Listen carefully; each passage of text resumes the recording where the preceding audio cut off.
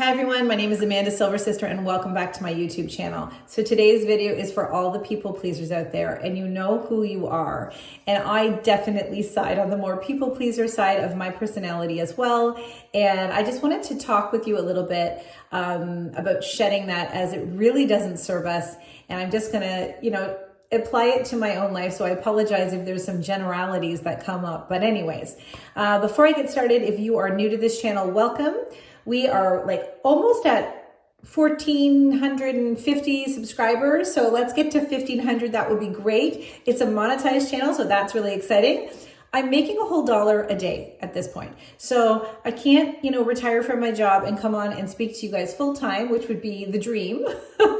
But the next goal, let's try to get to $2 a day. So watch to the end of this video and help me earn $2 a day.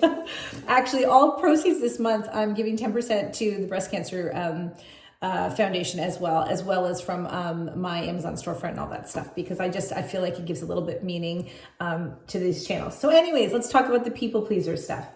So the generality is that I think that the reason that a lot of women, and particularly for me, struggle with being a people pleaser is I had my kids really young. I was pregnant at 19. I had my first child at 20, and then I proceeded to have 4 children during years that I was really developing myself. And so for a lot of years, everything I did was also done through the lens of what would benefit everyone. And so as a mom, we tend to struggle with even carving out any time for ourselves. We would pee with our kids in the room. Having a shower, a bath is something we had to plan. And a girls' night out, oh my gosh, that never happened. And as our kids got older, there's busy, and everybody is always asking something of us. And it's not a bad thing. It is just what it is. And I was just one of those moms who had a really hard time carving out any me time, because maybe the sheer number of children that I had. So now, as an almost 50-year-old, I will be 50 in 2 days. I've had lots of birthday celebrations, which you guys have all been able to see. I think if you follow me on any of my other accounts, you probably will know that I'm having a birthday week, and I'm not apologizing for it.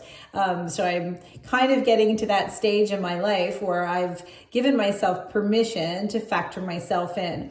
It definitely has been something, as your children start to move away, then for me, embracing my gray hair and starting to factor myself in. Now I'm about to have this big milestone birthday. I've really got to the point where I realize that my opinions and what I think is just as not, if not more value, because it's my own opinion, than anyone else's. So just a little example I wanted to share with you before I head off to work today is about actually my 50th birthday party. So I decided that the main thing I wanted to do was not a big, huge party. And I think that people thought that's what I was going to do. I'm a pretty social person. I love people. I think there was this weird shift in me since COVID. I'm just tired, and I'm just not feeling overly cheerleadery lately, if that's even a word. I found even at work, I kind of stepped back from some of these councils. Actually, I think what ended up starting was my dad got sick, and then and it was COVID, and I just sort of lost that hurrah. And I think it will come back, but it shifted a little bit for me. So all of these things together, I just thought, okay, what do I want to do for my 50th birthday? Most people have this big celebration and people come, and I just allowed myself permission to realize I don't want that. And the reason I didn't want that, I still wanted to celebrate it. I just wanted to celebrate it on my own terms. And so sometimes you get into this trap of doing what you think you should do for everyone else, to please everyone else. And then the only person that you're not going to please is yourself. So I realized that if I did this big 50 birthday bash, I would be looking around the room, and half the people that were going to be in the room would be acquaintances. And I thought I did not want that. I just wanted to celebrate my 50th because it feels like such a milestone birthday with the people that I really loved. And when I looked around the room, I wanted to feel that I loved everybody in the room. And let's be honest, you're planning a family thing. There's always some complicated dynamics in that. So I wanted to keep my family thing and my friend thing very separate, so that I could be fully present with my family, and there's just a different dynamic there, and it's a good one, but there are just different dynamics with your family than with your friends. And then with my friend party, I actually only wanted to invite 12 women, and they really varied in age groups. I had women 10 years younger than me, and I had women almost 20 years older than me, actually. And it was just my most perfect celebration. And then the main thing I'm doing for my birthday is I'm going away with me and my husband. And that's really what I wanted to do, and have an experience with him, instead of just, because if we were going to do this big 50th, it would have been like, we would have catered it. We would have had to maybe rent a place out. It would have cost us a lot of money, to be honest. And that's fine. If you can afford to do that, that's fine. It's just not what I wanted to do. I think I would have ended up at the end of the night feeling that I didn't celebrate myself. I just did what everybody else wanted or expected me to do. So now I think the thing that we always can be mindful of, check yourself, is if you are starting to feel guilty. I think that experience of feeling guilty is when you know that possibly what you're doing is people pleasing. And the reason that we struggle with it is because we've always factored in everybody else for so long. And so for me, I'm an empty nester. There's nobody here but me and my husband. So what I want to do matters. And I can just think, if it doesn't make somebody else happy at this point in my life, it doesn't really matter. And I don't know, it's just like this aha moment that I've had. But it really made my celebration the one that I wanted it to be. I felt really good after it. And I think we can really apply that to all aspects of our life. We have to do what we want to do. We have, and it's even, I'm going to cough.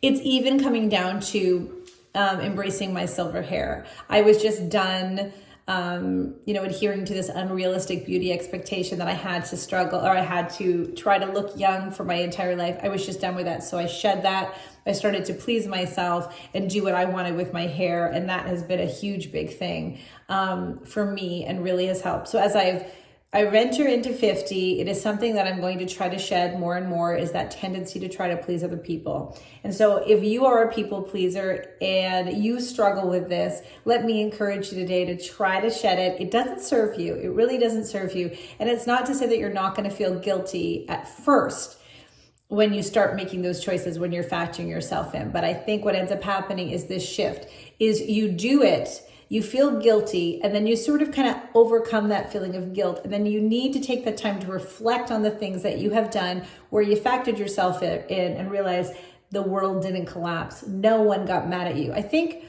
the other thing, and I don't share a lot about this on here, is I was, married for 20 years. And I feel like his reactions maybe kind of perpetuated my people pleaser nature. So if he had a big reaction, if I did something that was deemed as selfish, that, and I was a young woman, right? So I was just learning. I didn't really find as big of a voice as I am finding in this stage in my life, in my second marriage, as I'm starting to realize that my opinions and my values and what I think is just as important as everyone else. So I think depending on your history, your past relationships, even your family dynamics, it can all really have a big impact on how we do things when we're doing things for ourselves. So anyways, I have to go to work, but I wanted to just come on here. I always feel like I babble a little bit, but I hope that really encouraged some of the people out there that are people pleasers to realize that you might still be wired that way. You may even find that's your default.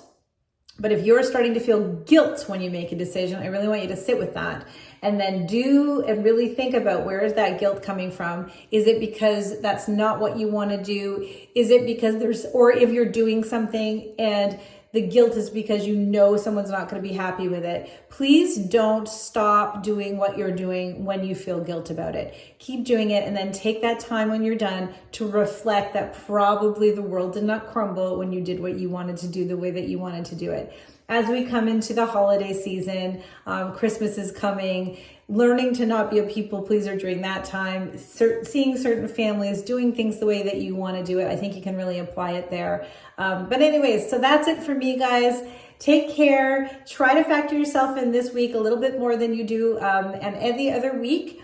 And on Thursday, I promise I will officially be 50. I love having this birthday week. And guess what? Not feeling guilty about it at all. Okay, guys, have a wonderful day. Thanks for tuning in. And thanks for everybody who watched to the end of the video as usual. Okay, take care. Bye-bye.